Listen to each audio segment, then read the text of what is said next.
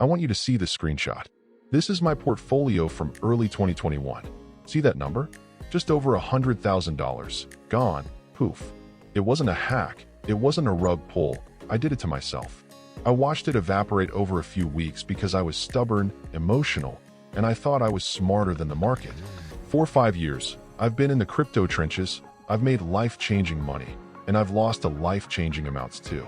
And I've learned one thing for sure.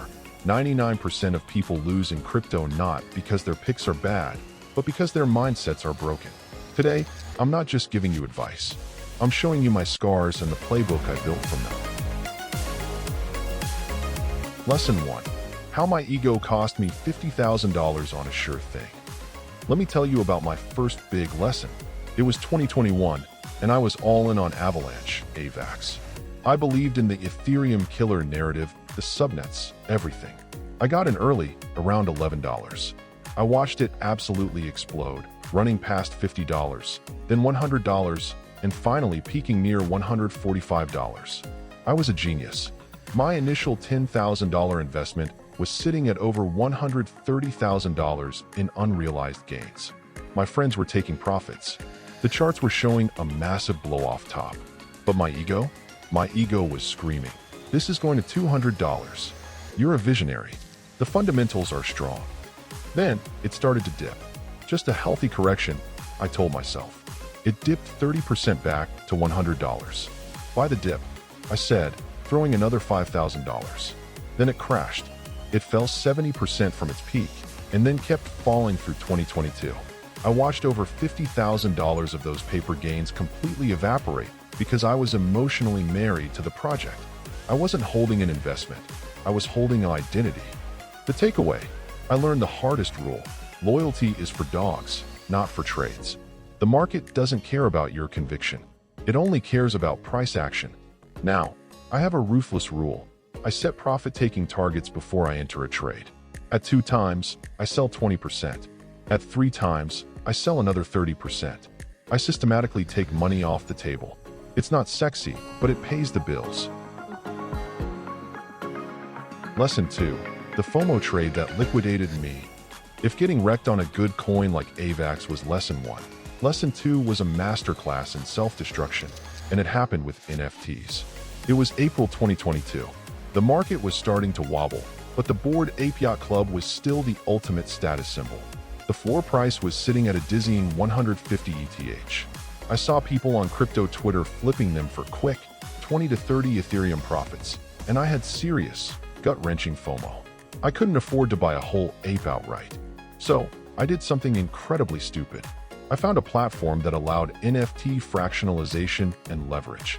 I took $20,000, and instead of just buying a lesser NFT, I used 5 times leverage to open a long position on the BAYC floor price. I was essentially betting that the price would keep going up, using money I couldn't afford to lose. For a few days, it worked. The price ticked up to 155 ETH. My position was in the green. I felt like a wolf. Then, the Real wolves moved. The market turned. A few whales started dumping their apes. The floor price started to crater. 140 ETH, 130 ETH. My liquidation price was hit at 125 ETH. The platform automatically sold my position at a massive loss. I was liquidated. Just like that, my $20,000 was gone.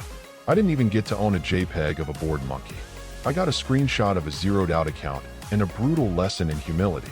I let greed override all logic. The takeaway: FOMO is a debt your future self pays with interest. I learned that chasing a pumped-up asset, especially with leverage, is just handing your money to the smart money who are already taking profits. Now, my rule is simple. If I can't afford to buy it outright and hold it without leverage, I don't buy it at all. The dopamine hit of a potential moonshot is never, ever worth the real-world pain of a total loss. I learned that timing the market is a fool's game. Now, I only DCA, dollar cost average. I buy set amounts every week or month, regardless of the price. It removes the emotion entirely. And leverage? I use it sparingly, like a sharp knife, and never, ever because I feel like I'm missing out.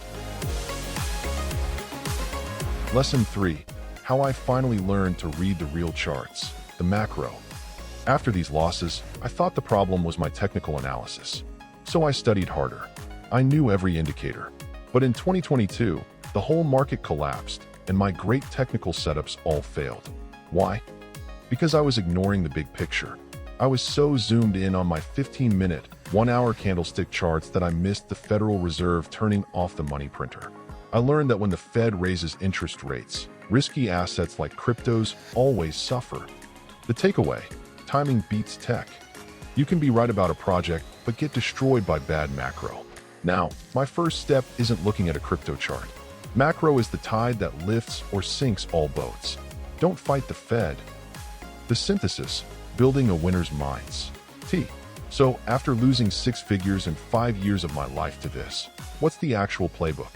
1. Treat your trades like a business, not a casino. Have a written plan for every entry, exit, and risk management level. No exceptions. 2.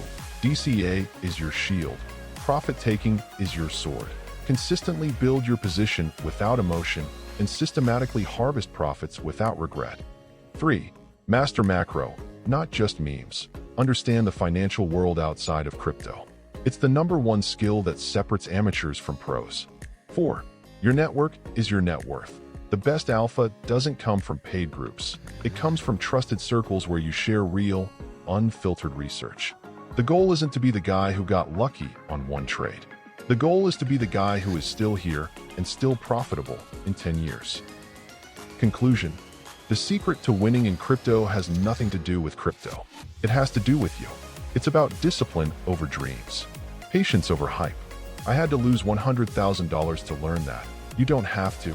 If this resonated with you, if you're tired of repeating the same mistakes, hit that like button and subscribe. I break down these hard-earned lessons every week to help you shortcut the pain. Now I want to hear from you. What's the biggest lesson you've learned trading crypto? Let me know in the comments. Now go build your framework. I'll see you in the next one.